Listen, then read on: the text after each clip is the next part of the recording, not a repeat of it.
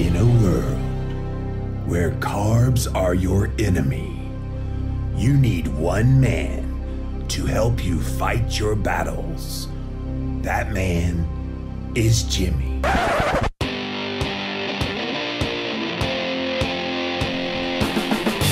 Combating nutrition disinformation and general bull. It's Jimmy Rants. JimmyRants.com.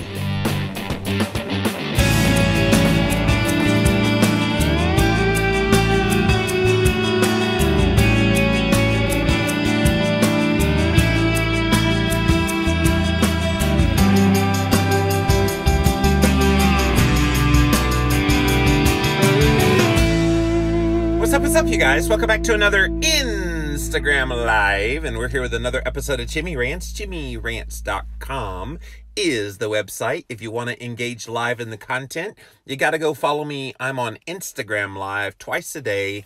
Go follow me over there. I'm at Living Low Carb Man, LIVINLOWCARBMAN. Once you are there, you can engage live, just like all these beautiful people coming in right now. Thank you guys for being here today on Jimmy Rants. If you missed the live, you can watch it up to 24 hours on Instagram, but then they take it away for some reason. So we put all the past episodes up on YouTube in archived form. So go to YouTube and type in a keyword Jimmy Rants. You will find the show. Finally, the best of the best moments of this here show, we do a podcast. It's the Jimmy Rants podcast over on Apple Podcast as well as Stitcher. And all of these links, you guys, are at JimmyRants.com. Today's Jimmy Rants, we are continuing with the theme of fasting. Now, if you're just joining us for the first time on Jimmy Rants, welcome in. Lately, we have been doing a big focus on the subject of fasting because it was last Sunday that I put out on social media that I wanted to do a 7-day fast. And so I thought it would be fun to open it up to my followers to see who all is crazy enough.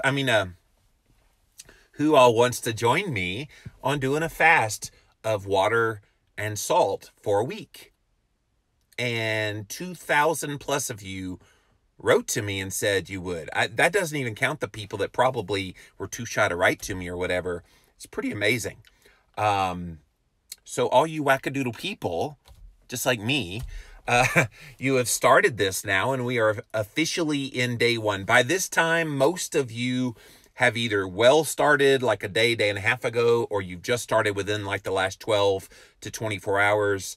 I started right around midday yesterday, so I'm definitely in the tail end part of day one for me. And one of the things I wanted to do coming on to Jimmy Rants twice daily during this fast is to just see how it's going for you. So what's up? How's it going? And then also to continue the teaching, because I think if you get reinforcement while you're in the midst of this, your head's more wrapped around trying to accept the information. And there's one issue that I thought definitely needed to be addressed on day one of this fast. And that issue is probably the number one reason why people don't go on an extended fast like 7 days, because they think the hunger will be too much. So what I want to talk about here today is how to tell if hunger, when you're doing some extended fasting, like a lot of you guys are right now, how do you determine whether it's real or whether it's perceived hunger? Now, let's be frank. Most of us have never been hungry in our lives. Can we be honest about that? Most of us that live in the industrialized world, we have lived the comforts of food availability at our fingertips. Now, did we always make the best choices? No. Most of us got obese and sick because we were eating the wrong kinds of foods, not that we didn't have food to eat at all. So none of us really knows what hunger is supposed to feel like. If you ever stop to think about that, yeah, you get these little gurgles, you get these little kind of sounds, and you kind of feel a certain way. Oh, I'm getting dizzy, so I must be hungry. But are you? Are you really? I want you to think deeper about this whole idea of hunger, because our perception of hunger is based solely on what we think it is, and perhaps what we think it is isn't valid. We're getting a little deep here today on Jimmy Rants, but I want you to think about this a little further, especially those of you that are fasting. I want you to know that maybe what you're perceiving is hunger is actually the body just adjusting to your body calming down, blood sugar coming down, insulin coming down, inflammation coming down, all of these good things, weight coming down, all of these good things happening in your body. That is good things. So as you start this fast, you may start to notice various things, especially when you get beyond the time when you would normally eat. Like I said, I'm a few hours away from it being 24 hours, and my body is so used to doing one meal a day that when that noontime comes here in about 4 hours, 3 or 4 hours, and I don't feed it food, I already know, you guys, that my body is set to say, hello, anybody home? And it will start to send me signals. And of course, people are like, oh, that's hunger. You need to eat. Is it? Is it really? Or is it just your body's autonomic response to what you've conditioned it to do? This is a whole new way to think about things, guys, because I think we've always let the clock determine when it's time to eat. And one of the things that keto has done for me, and many of you could probably attest to this as well, I used to eat breakfast snack, lunch snack, dinner snack, midnight snack. That was back in my crappy garbage days. Why? Because I wasn't feeding my body well. I needed to get more nutrients. So how does the body send you signals that you might need some more nutrients? That's right. It sends you hunger signals. It sends you physical reactions, like you feel fatigued and you have other things going on, maybe a headache. All of those things could be a sign that your body's looking for nutrients. But does it mean your body's looking for food? Not always. Sometimes what it's looking for is salt. All right, so on this fasting challenge, I want you guys to have your salt ready, okay? So get your salt. If you got your salt nearby, I'll wait about 10 seconds for you. Go get your salt real quick. Grab it, grab it, grab it, grab it, grab it. Because on camera, I want us all to salt up. Because this, guys, is going to prevent all of that so-called hunger that you think you have from happening. So you guys got your salt? All right, so what I want you to do is dump a little bit out in your hand. Ooh, that was a lot of bit out in my hand. Okay, I'll do a lot of bit. See, look at all that, guys. Ooh, can you see it? The overexposure, it's not looking at it. There we go. Neat, neat. Okay, just trust I have salt in my hand. All right, here we go. Stick it underneath your tongue. That was good. Just let it ooze there. I got it all over my mouth. That was funny. All right, get your salty on. All right. And then, of course, right behind that, you have lots of water. And yes, Jimmy has brought out the big cup today because it is fasting day. This right here, let that salt ooze a little bit, because, it's amazing. It perks you up. And if you start to have any hunger at any point, get that in your mouth. And then follow it up with some water, which this water, you guys, right before I came on the air, I dropped some of the fasting drops, which also has sodium and magnesium in it in concentrated forms. So dilly dilly.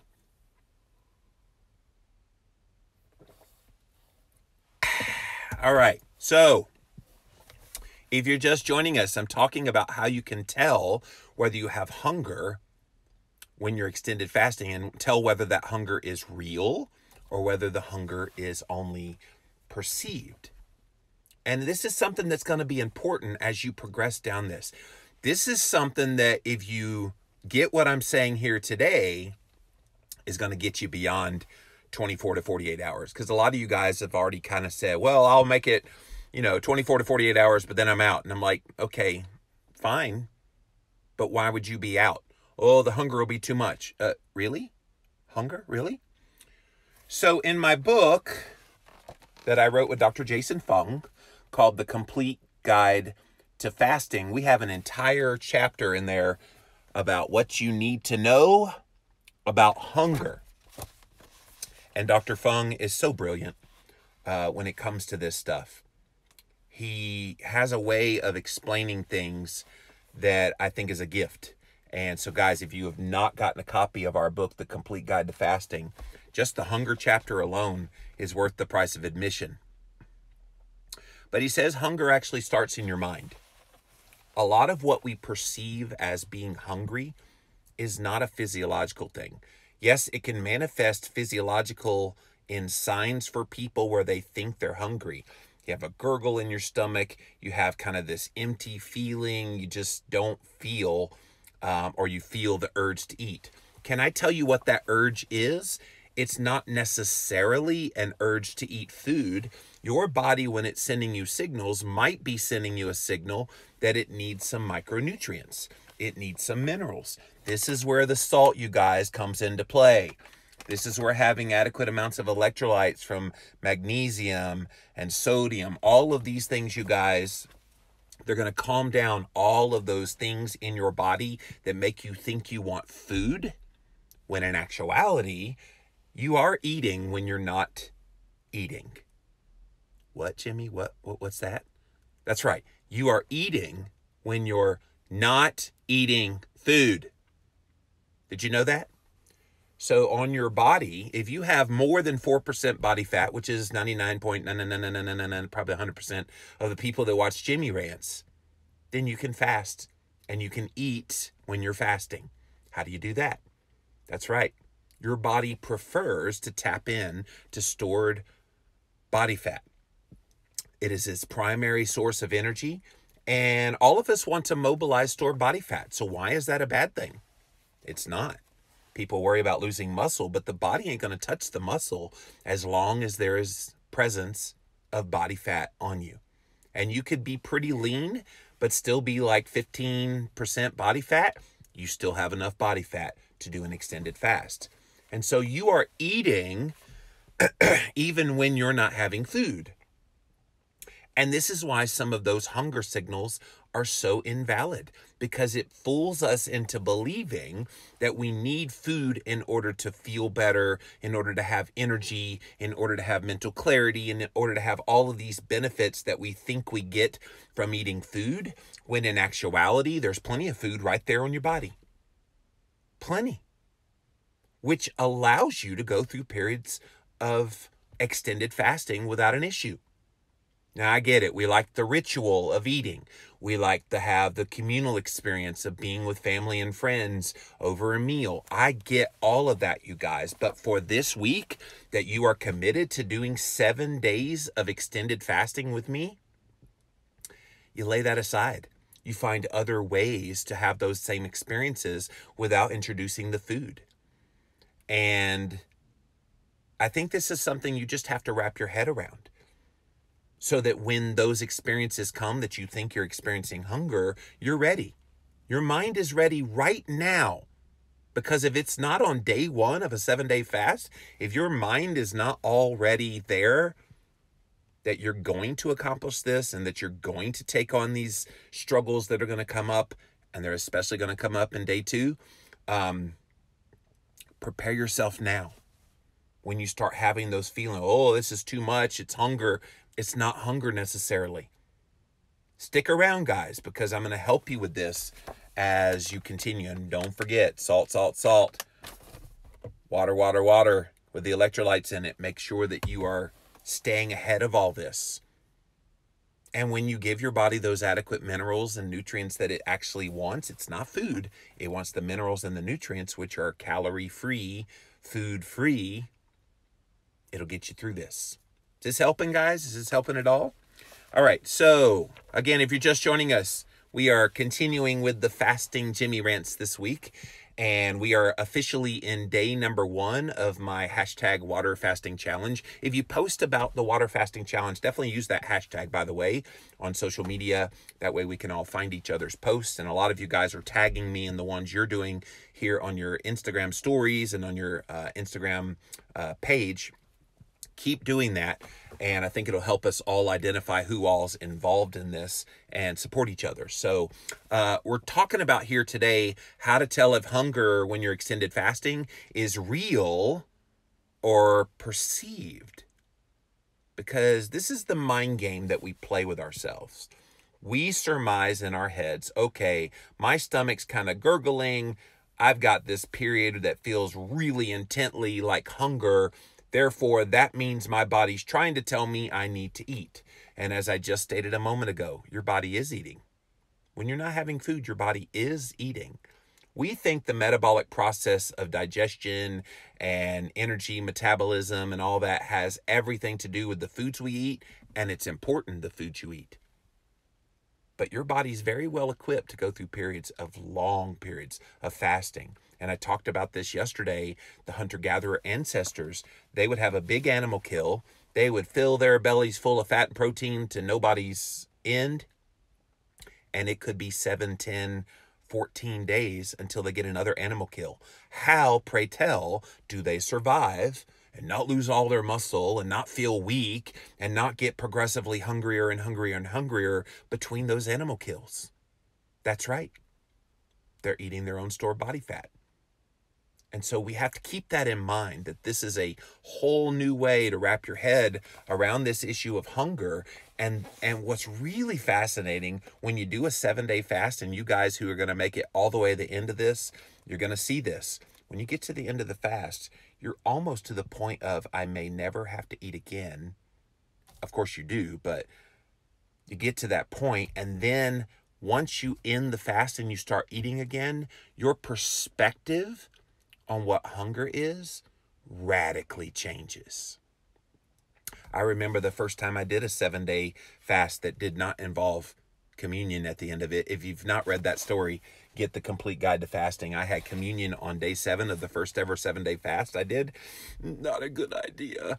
But the first one that was real, that I did not do that at the end, when I started eating again, I just was amazed at how I felt and my perception of food, because I would get some of those same signals when I was fasting, when I was eating again.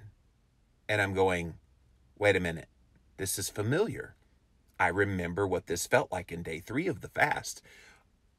So if it's a real hunger thing and I'm eating again, why am I getting that signal? And so it was a loud and clear reminder to me that all of these things that we think is hunger, little signals that happen that we believe is an indication our bodies are wanting food. Nope, not true. Not true at all. So in the Complete Guide to Fasting, we talk about how you defeat hunger conditioning. And so Dr. Fung says one of the things that you can do to kind of bout with this hunger is to just be busy. Just get your mind on other things. I talked about this yesterday, that if your family's having a meal and then you kind of need to get away from all that, go take a walk. You know, do things to get your mind off of it. It's going to be one of those things that'll be difficult to defeat that hunger conditioning, because we have all fooled our brains into thinking, when I feel X, that's hunger. And that's not always true. And it's that hunger conditioning that we have allowed our brains to wrap around. Okay, that feeling means I'm hungry. Guys, I hope, if nothing else from this 7-day fast, you break that conditioning, because we have conditioned our brains to tell us, oh, okay, well, this is what it feels like when I'm hungry. Therefore, it's time to eat. And if I don't eat, I'm going to get progressively hungrier and hungrier and hungrier. And I'm going to get weaker and weaker and weaker. And it's simply not true. It doesn't happen. So some suggestions about breaking the hunger conditioning while fasting. And this gets to the heart of what some of you guys have been writing to me about. Can I have this on a fast? Can I do that on a fast? Watch this. The first thing you can do is cut out artificial sweeteners. What happens when you still consume artificial sweeteners while fasting is you kick off the cephalic phase response. What does that do? That will trigger hunger, trigger insulin production. And so that's why you don't want anything sweet to taste necessarily when you're fasting. Can you? Sure, but it's at your own risk. I don't want you to have something in your fast that is going to sabotage you and then you blame it on the fast. If it's artificial sweeteners that, some flavored water, well, it's water, and then you start getting ravenously hungry and you want to bite my head off because I'm telling you to ignore those hunger signals. Well, you self-induce that one. So just be aware of that as you go down this. The second thing you can do about handling the hunger conditioning is to physically remove yourself from all food stimuli during a fast. Now, I know several of you have written to me and said that you work in a restaurant or you work around food of some type. So that would be impossible for those of you that are in that situation. But for the rest of you, maybe you say, okay, to your spouse, okay, guys, I'm fasting this week. Can you do me a favor and you guys handle the cooking? And then that way you remove yourself from any of the temptations that would come from the smell of food and the stimulation, because your mouth will start to water as you are around food. And it's the digestive amylase that is being produced thinking you're going to eat. Don't fool your brain into that. And it's not a willpower thing. Don't think, well, I should just be stronger. Screw that. It's called food, and your body is physiologically conditioned to want food. But even smelling of the food, seeing food in the midst of a fast can stoke that same cephalic response that would give you an insulin response, even without eating. So try to remove yourself from that completely. Okay.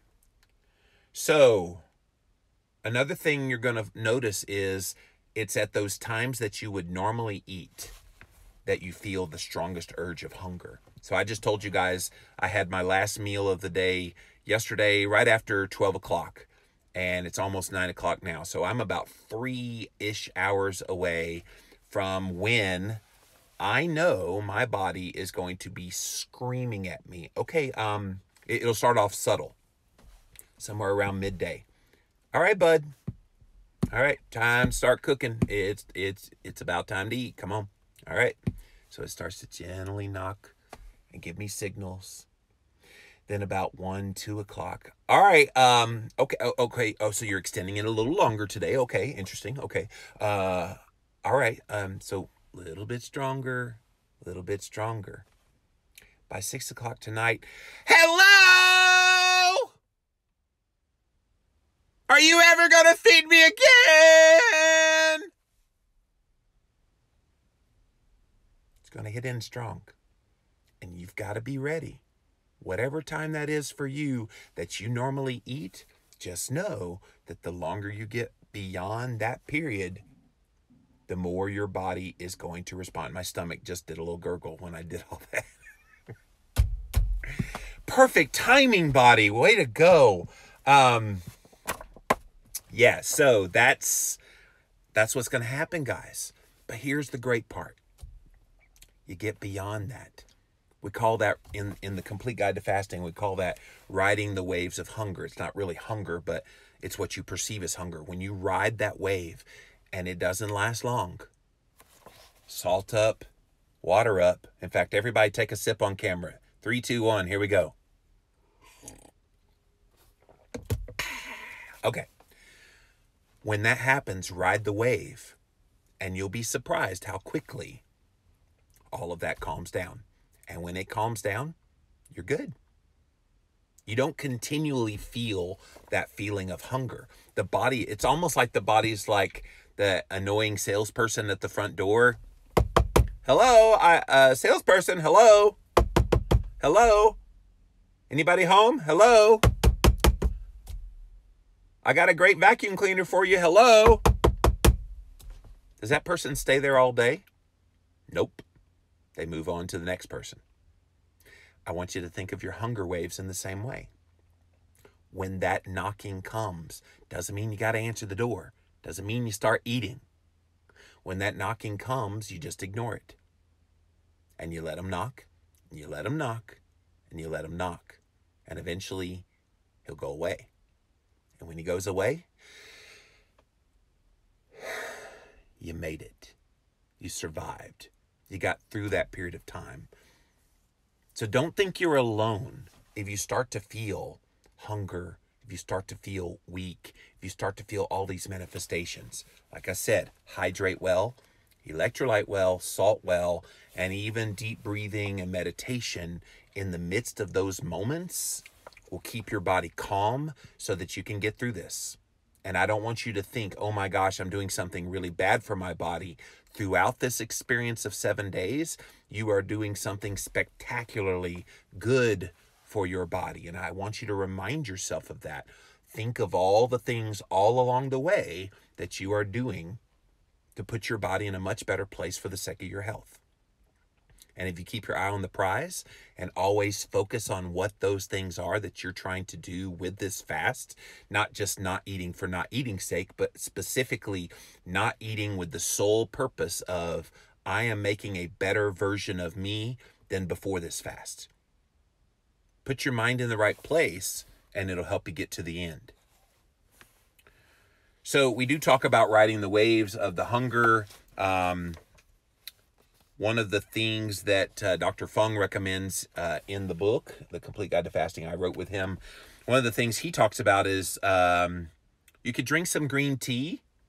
And he does say you could have coffee. We talked about coffee before. For some people, the caffeine in it could be a stimulant for insulin, and then that would do hunger. But if you found that that's not true for you, have something. I think the water and the electrolytes that I drink suffices for me in passing through those.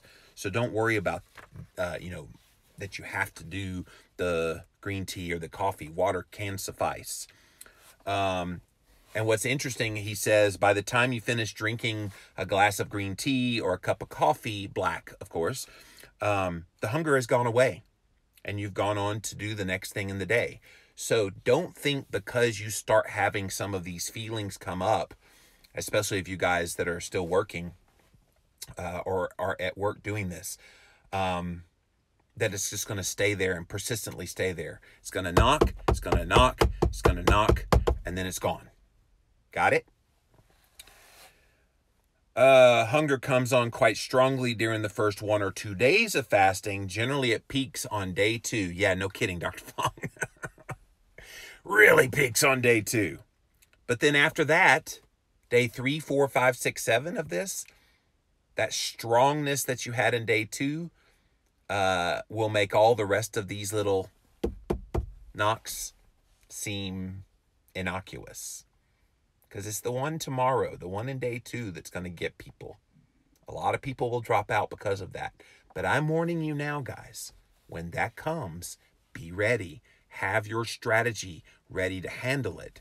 What I have seen people do before is when that strong signal comes, they make themselves more stressed about it. And the greater stress increases the hunger even more. Don't do that to yourself. If you know this is happening, it's kind of like you've read a book and then you go watch the movie of the book. You know what's going to happen. It doesn't make you not a little more tense watching the movie version of it anyway. You're going to be a little bit tense, but you kind of know, okay, everything's going to work out at the end because I know what happens. And so the same thing with this. I am preparing you now to give you the end of the movie.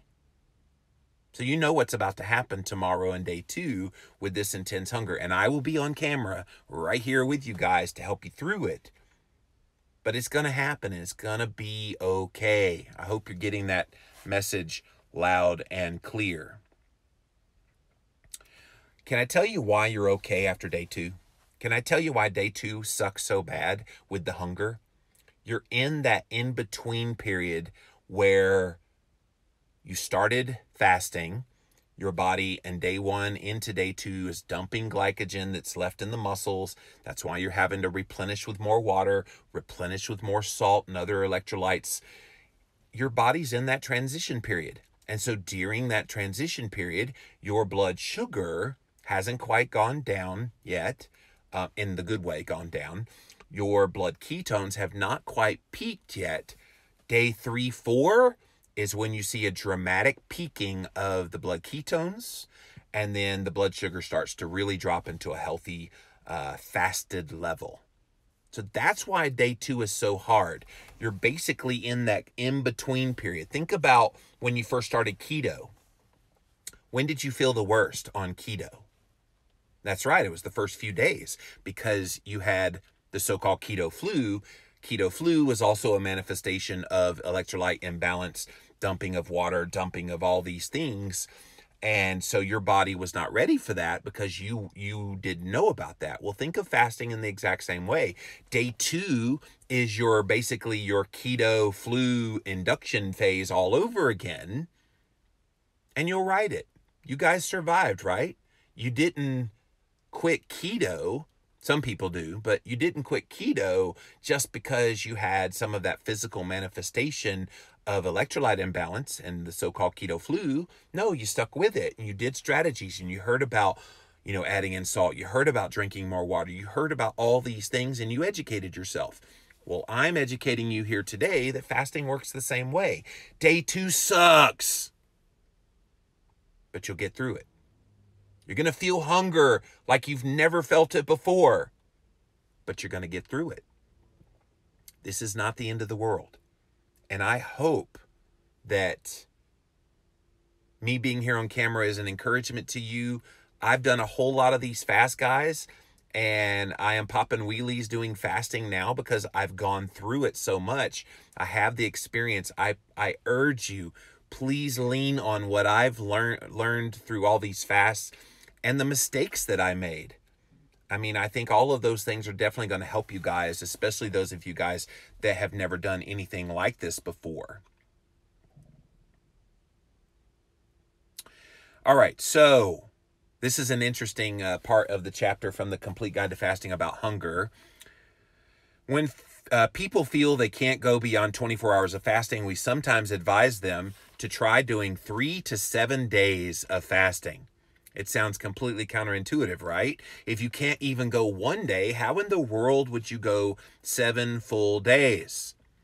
This hack works because the extended fasting gives people the chance to experience exactly how hunger disappears without eating as the body learns how to metabolize its own fat. Guys, that's why I want you to get beyond day 3. Because all that so-called hunger you think you're feeling in the midst of these first few days of this fast, you're not going to know what hunger is. You're not. And so if you don't know what hunger feels like, if you don't know what hunger is, and then watching that hunger go away, it's the pay dirt of why you do extended fasting. And I want you guys to get there. The long fast rapidly acclimates the bodies to fasting, and once you get over the first couple of days, hunger starts to disappear, and then you, as the faster, become reassured that you're not overwhelmed by hunger. It's a part of the fasting process and not an insurmountable one. So how do people fast for days on end without being hungry? It comes down to the fact that hunger is not determined by not eating. Did you hear that? Hunger has nothing to do with your intake of food or not. Rather, it is a direct hormonal signal. In other words, when your body is having a higher level of insulin for whatever the reason, you're going to be hungry. And so if you're not eating food, what, pray tell, happens to insulin levels? So if insulin goes down, and the hunger associated with that hormonal response of insulin goes down, why do you think you would be hungrier? And the fact is, you're not. When you avoid natural stimuli to hunger, such as the sight and smell of food, as well as the conditioned stimuli to hunger, meaning the eating by the clock, movies, ball games, any event where you would normally eat and have learned to expect to have food, you will avoid that hormonal signal. Fasting will help you break all of these conditioned stimuli and thus help to reduce, not enhance, that hunger. Hunger is simply a state of mind, not a state of stomach. Guys, go get this book, The Complete Guide to Fasting. I had the great privilege of co-authoring this with Dr. Jason Fung. Incredible wisdom in there.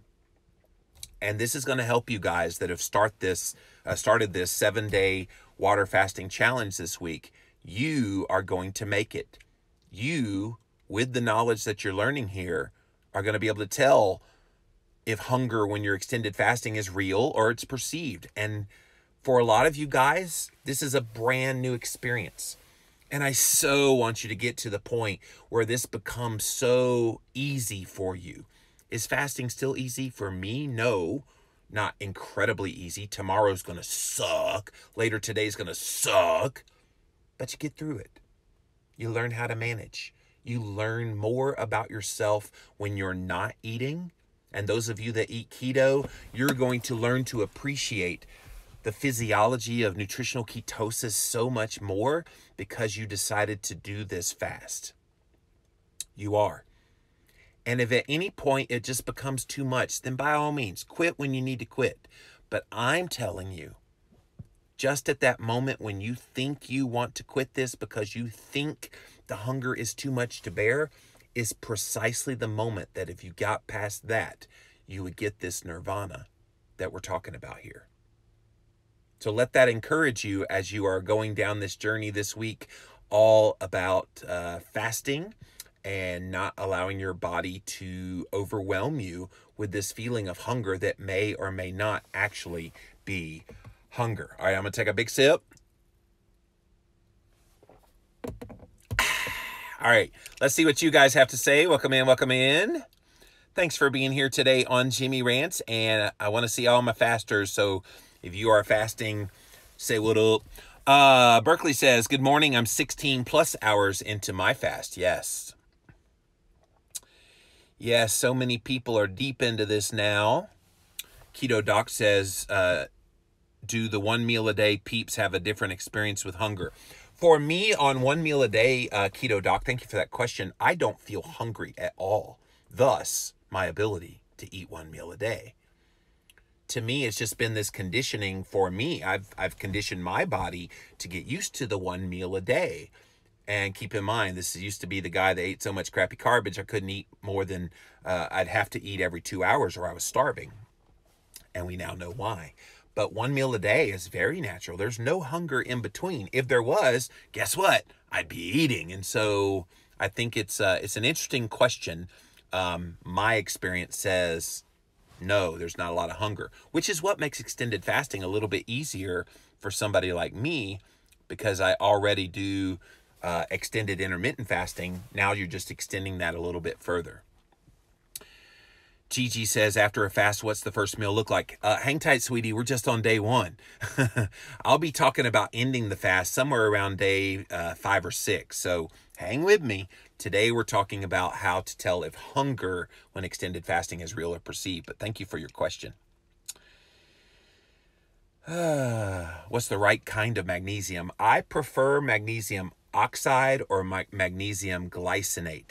Just avoid magnesium citrate, Morgan, because it will give you poopy pants, and the last thing you want when you have no food in your body is to have poopy pants. It will dehydrate you.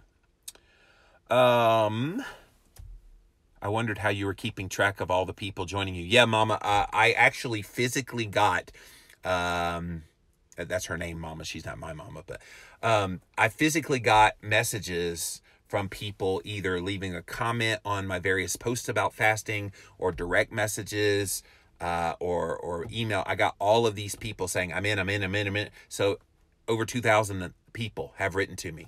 And again, that doesn't even count the people that have not written to me. Shirley says, I just made breakfast for the kids, survived, LOL. It was really actually easy. Tomorrow will probably be a different story, hitting the 24-hour mark within the next hour. Yeah, so as Dr. Fung said, if that's a trigger, you might want to remove yourself from that stimuli. But again, you got to feed your kids.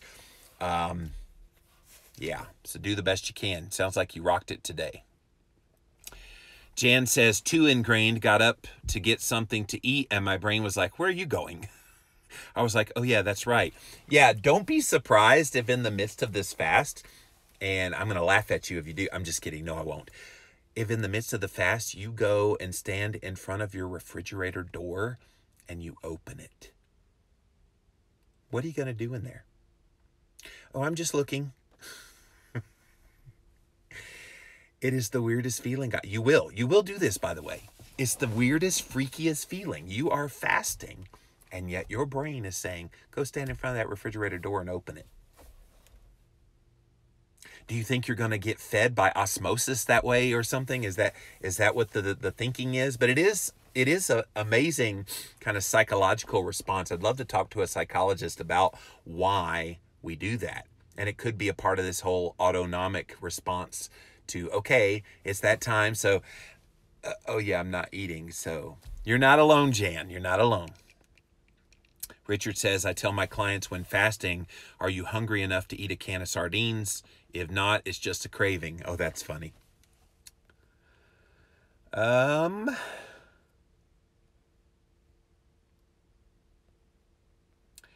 20 hours now, says lovely woman. Good job. Good job. Anita says, are you using any biohacks during the fast, such as sauna, vibration plate? No, I'm currently at my mountain home. We're here until Monday. So I am not using any biohacks with this particular fast. Plus, I'm just doing the fasting with you guys. When I'm away on my sabbatical and I do this 7 days of fasting followed by 7 days of meat, salt, and water only then I'll be adding in the biohacks at that point. And that's a little more hardcore than just purely asking people to fast. My goal with this fast was to just get people used to fasting. Now, once you've done this a while, you can add in some extra things like infrared sauna, like red light therapy, like ice baths. All of that's going to help enhance the fasting even more. But I wouldn't even dare throw that on all you guys that this is a brand new experience, just fasting. First things first, get the fasting down, and then you can add in things later. Gina says, I'm going to take a walk when the knocking happens. Yeah, Gina, that's the best thing you can do, is to just walk, breathe, maybe take your shoes off in your yard, put your feet in the grass. That's called grounding. That will all calm your body. And really anything that you know will calm you down, do it. Because a lot of the hunger that you feel when you are extended fasting is just your body getting anxious, your body getting stressed. And so if you can do things to stress manage in the midst of that, then you're going to do nothing but good things for your body. Helpful reminder, when you go to throw back that salt, make sure it goes in your mouth and not on your face.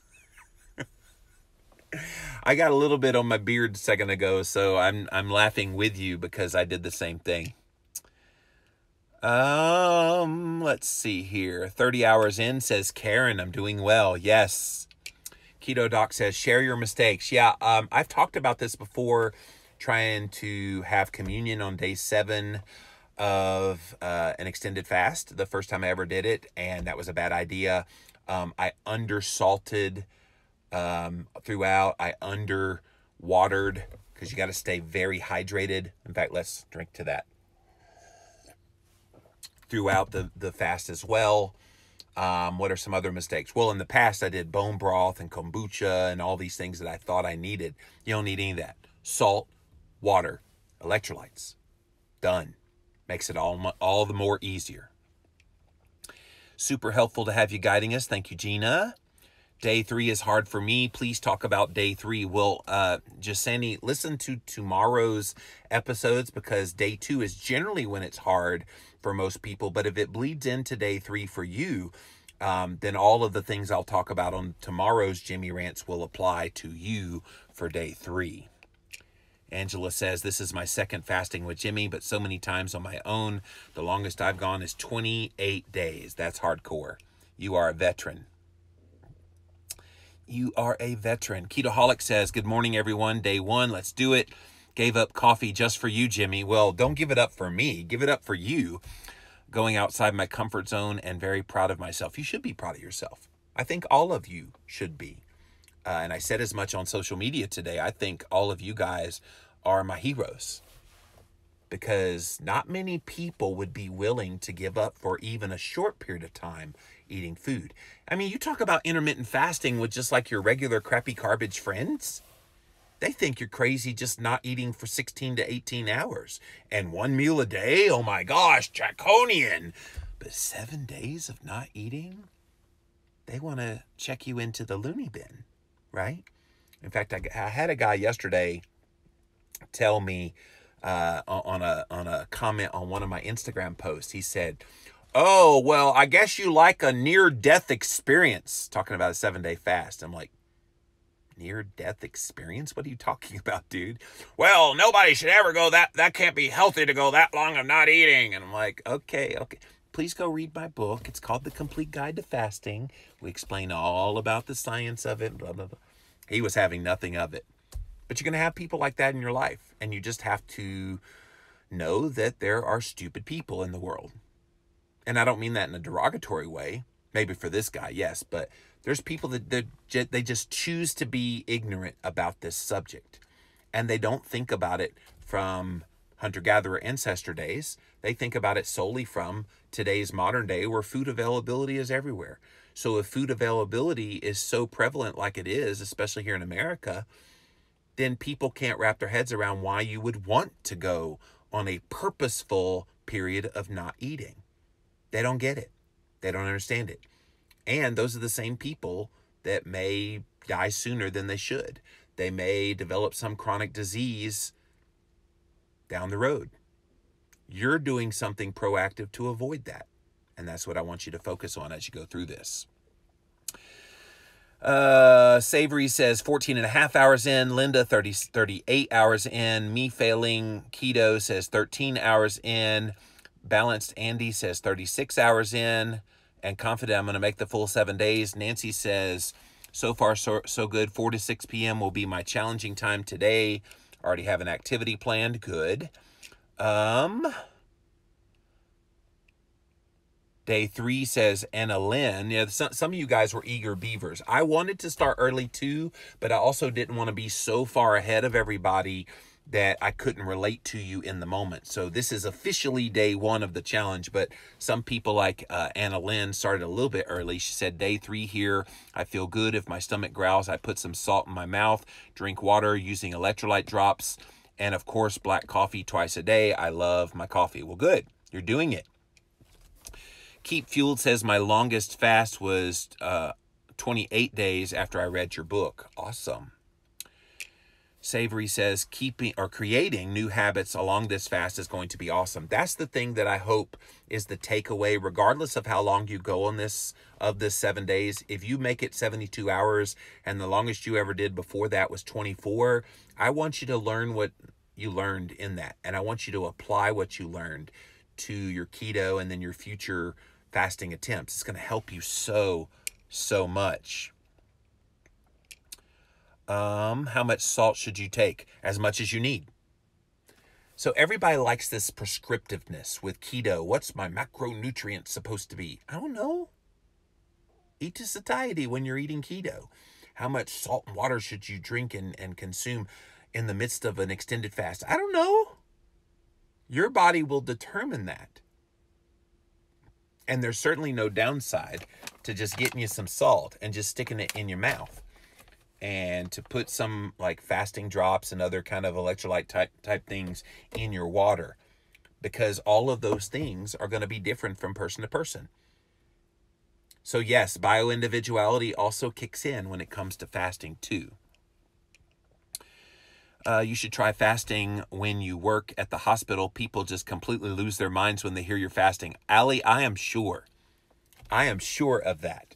that, oh my gosh, are you starving yourself? Do you have an eating disorder? Trust me, I have heard from people saying all of those things, which is why the other day, the do's and don'ts I said about fasting, the don't is don't tell anybody that you're fasting, because the moment you do that is the moment you bring on the judgment, and they don't understand what you're doing.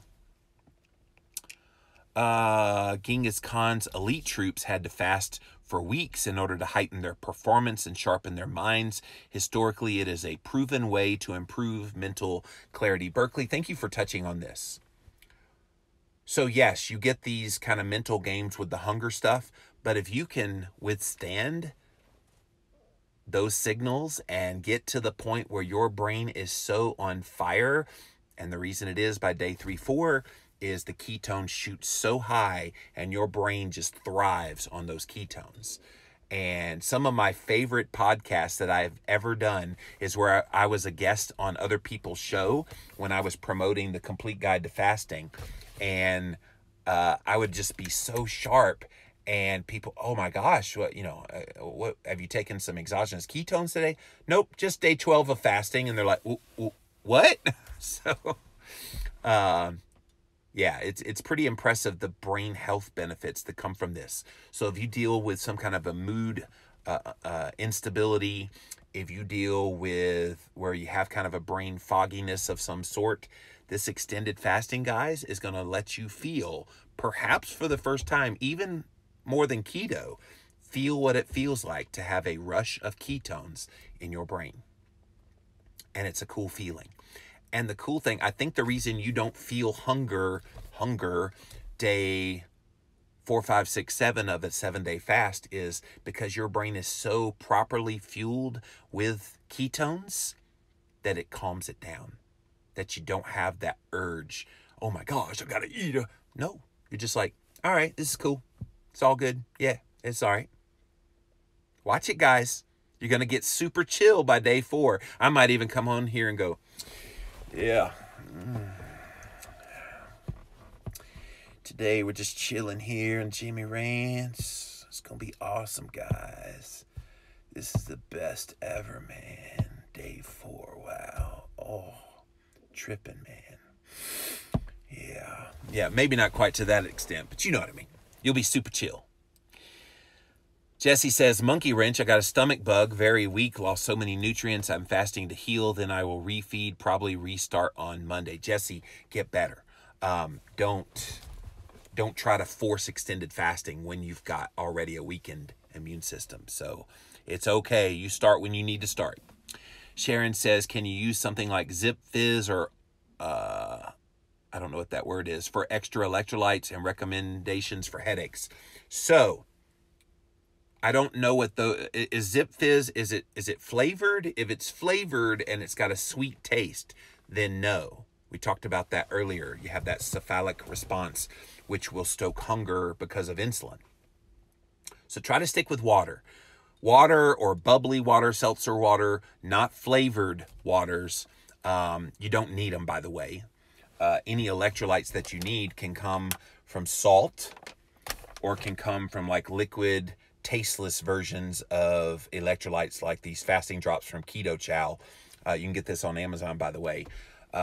Sodium and magnesium. You want to avoid anything that would be a sweet taste on the tongue, because that would stoke all that hunger. As far as recommendations for headaches, you shouldn't have a headache, Sharon, if you are properly hydrating, properly eating enough salt, and then getting enough of those electrolytes that we just talked about. A headache is a manifestation of electrolyte imbalance and dehydration. So don't get dehydrated, and don't let your electrolytes get depleted. Anna Lynn says, I love that you say, I don't know, when you can't give an answer. It's so real. You don't try to give some lame answer. No, that's not my style. If I don't know, I'll tell you I don't know. So thank you for that. Just to make yourself look better, you keep it real, and we appreciate that. If I stopped being real, I would stop being Jimmy Moore. And I tell you the good, the bad, and the ugly, guys. I mean, I don't try to sugarcoat anything. I don't try to, pretend like I'm some guru. I am not. I'm just a dude like you guys, or dudette for you girls. Just trying to help people.